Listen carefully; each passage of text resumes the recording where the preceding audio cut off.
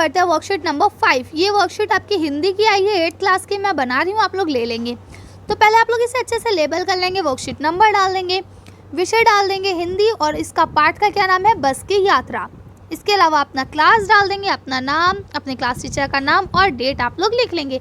इसके अलावा मैं आप लोग से एक बात और शेयर करना चाहती हूँ कि जो भी आपको वर्कशीट दी जाती है वो आपके चैप्टर में से दी जाती है, तो आप लोग कोशिश करें, क्योंकि सेल्फ बुक्स आपको मिल चुकी हैं स्कूल की तरफ से, ठीक है।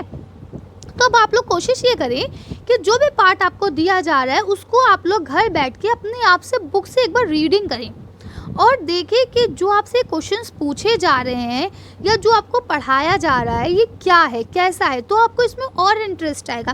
क्योंकि मुझे ऐसा लगता है कि वर्कशीट में कहीं ना कहीं कुछ चीज़ें छूट भी रही हैं, है ना। तो अगर आप इस पार्ट को पूरा खुद से पढ़ेंगे तो आप लोगों को और आसानी भी हो जाएगी और मज़ा भी आएगा इसे पढ़ने में। तो मैं उम्मीद करती हूँ आप लोगों को मेरी बात समझ में आ गई होगी और आप लोग इसे करने की कोशिश करेंगे। और उसके बाद अगर कोई प्रॉब्लम होती है तो आप लोग मुझे कमेंट सेक्शन में पूछ सकते हैं, ठीक। चलिए तो शुरू करते हैं। लिखा है बच्चों, आज इस कार्यपत्र में हम अपने पाठ्य पुस्तक वसंत के तीसरे पाठ बस की यात्रा का प्रथम भाग पढ़ने जा रहे हैं। यहाँ हरिशंकर परसाई जी की व्यंग रचना है। अब ये किसकी रचना है, हरिशंकर परसाई जी की रचना है।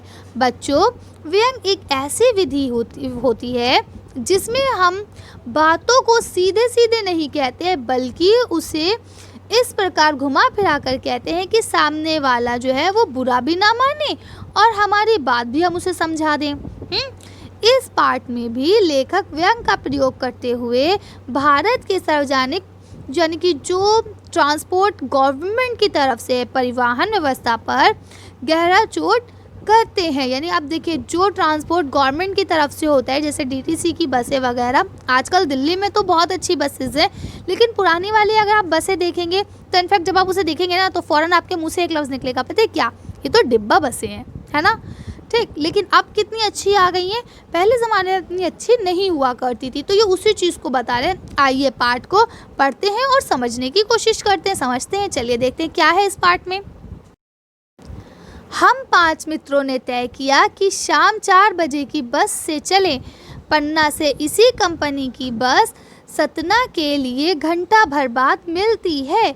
अब इन्होंने क्या तय किया कि हम लोग किससे जाएंगे, बस से जाएंगे, और बस मिलती है और वो क्या करती है, जो जबलपुर की ट्रेन मिला देती है। यानी कि उसके बाद बस से बैठो तो घंटा भर बाद यहाँ से बस मिलेगी और उसके बाद वो हमें जबलपुर के लिए जो ट्रेन है वहाँ तक छोड़ देगी। सुबह घर पहुंच जाएंगे। हम में से 2 को सुबह काम पर हाजिर होना था, हाजिर होना मतलब प्रेजेंट होना था, पहुंचना था, इसलिए वापसी का यही रास्ता अपनाना ज़रूरी था। अगर किसी और चीज़ से जाते तो हो सकता है लेट हो जाते, इसलिए उन्होंने सोचा बस से ही चलते। लोगों ने सलाह दी कि समझदार आदमी इस शाम वाली बस से सफ़र नहीं करते हैं। अब जब मना किया गया तो दिमाग में क्या क्वेश्चन आया, क्या रास्ते में डाकू मिलते हैं? नहीं, बस डाकिन है। अब डाकू की जो फीमेल होती है उसको क्या बोलते हैं, डाकिन। डाकू आदमी को बोलेंगे तो औरत को क्या बोलेंगे, डाकिन। देखा ना, बस ही डाकिन है। तो अब क्या है, बस को देखते, अब उसने इस चीज़ को नज़रअंदाज कर दिया। अब आगे बता रहे हैं कि बस को देखा तो श्रद्धा उमड़ पड़ी, यानी कि उसके मन में श्रद्धा की भावना आई। क्यों आई, क्योंकि वो इतनी बूढ़ी थी, खूब व्यर्थ थी, सदियों के अनुभव के निशान मिली हुई थी। अब क्या है, उसे पता था कि किस तरह से अब कोई चीज़ बहुत ज़्यादा रगेड़ी जाए तो वो क्या होती है, बूढ़ी हो जाती है ना। तो वही बस को कह रहे हैं कि वो इतनी पुरानी हो चुकी थी, ऐसा लगा था कि उसके पास बहुत पुराना अनुभव हो। लोग इसीलिए इससे सफ़र नहीं करना चाहते थे कि वृद्ध अवस्था में इसे कष्ट होगा। यानी अब क्या कह रहे हैं कि बस बूढ़ी हो चुकी है, लोग इसीलिए उस पर सफ़र नहीं करना चाह रहे हैं कि अगर हम इस बस में सफ़र करेंगे तो बेचारी बस को बहुत तकलीफ़ होगी। क्यों, क्योंकि वो बूढ़ी हो चुकी है।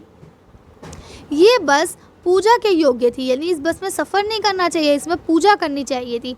उस पर सवार कैसे हुआ जा सकता है, यानी जो चीज़ पूजा के लायक है उस पर हम सवार कैसे हो सकते हैं। तो ये यहाँ तक आपको कहानी समझ में आ गई कि बस की कंडीशन इतनी ख़राब थी कि आप उस पर कुछ समझ ही नहीं सकते, ठीक। अब यहाँ पे कुछ शब्द आपको दिए गए जो कठिन है, जैसे हाजिर माने क्या होता है, मौजूद होना या उपस्थित होना। डाकिन यानी डाकू का स्त्रीलिंग, ठीक है। वयोवृद्ध यानी कि बड़ी आयु वाली या आयु वाला, ठीक है। वृद्धावस्था यानी बुढ़ापा।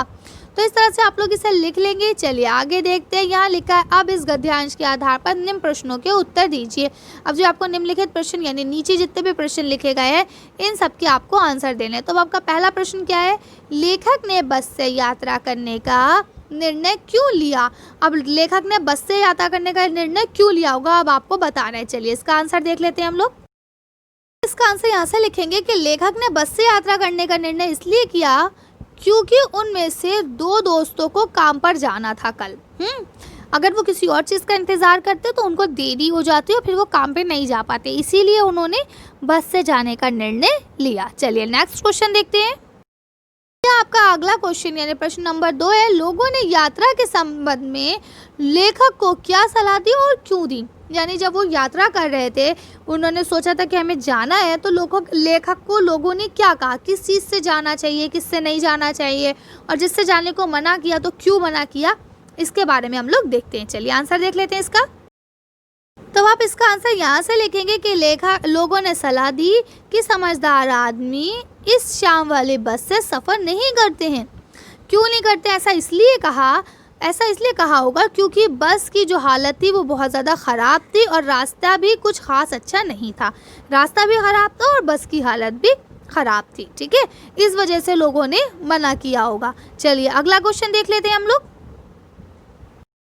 अब आपका प्रश्न नंबर 3 है कि बस को देखकर लेखक ने जो व्यंग बातें कही उन्हें अपने शब्दों में लिखिए। यानी अब लेखक ने जो उसमें टॉन्टिंग कसी, यानी जो ऐसी बातें कही जो किसी को बुरा भी ना लगे और वो अपनी बात भी बोल दे, ठीक है, उसके बारे में आपको लिखना है। तो चलिए देखते हैं इस पे लेखक ने क्या कहा था।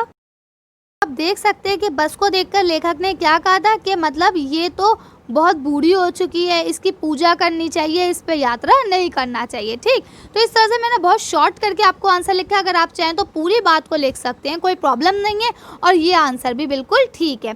इसीलिए लोगों ने बस पर यात्रा करने को भी मना कर दिया था। तो आप लोग इस तरह से ये पूरा आंसर लिख सकते हैं। अगर कोई परेशानी हो तो आप लोग मुझे कमेंट्स करके पूछ सकते हैं। चलिए तो नेक्स्ट क्वेश्चन देखते हैं हम लोग। आपका लास्ट क्वेश्चन यानी प्रश्न नंबर 4 जो है ये गतिविधि है, इसलिए मैं इसका आंसर आपको सिर्फ समझाऊंगी, लिख के नहीं दिखाऊंगी। अब यहाँ लिखा है अपनी कल्पना से अपने घर में पड़ी किसी भी पुरानी चीज़ को देखते हुए मजाकिया लहजे में, ठीक है, मजाकिया यानी वही व्यंग, ठीक है, मैं उससे होने वाली बातचीत को लिखिए।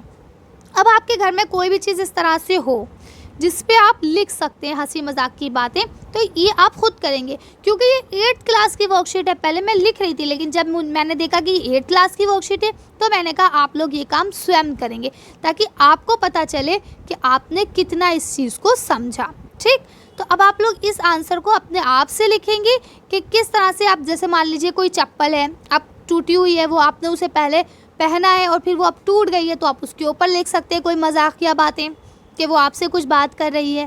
ठीक, या घर में कोई ऐसी प्लेट या बर्तन है जो पहले यूज़ में आते थे लेकिन अब नहीं आते हैं यूज़ में, तो वो आपसे कुछ बातें कर रहे हैं। या ऐसा भी हो सकता है कि आपकी कुछ पुरानी बुक्स हैं जो आपके 7th क्लास की हैं, अब वो रखी हुई है या आप उन्हें रद्दी वाले को देने जा रहे हैं, तो वो आपसे क्या बातें कर रही हैं हंसी मजाक में कि हाँ भाई इंसान बहुत सेल्फिश है। इस तरह से जो भी है आप लोग उसको लिखेंगे। ठीक, चलिए तो आज की वर्कशीट को हम लोग यही ख़त्म करते हैं। आज की वीडियो में बस इतना ही। अगर आपको हमारी वीडियो पसंद आई हो तो प्लीज़ इसे लाइक और शेयर करें। अगर अभी तक आपने हमारे चैनल को सब्सक्राइब नहीं करा तो प्लीज़ हमारे चैनल को सब्सक्राइब करें। Thank you for watching.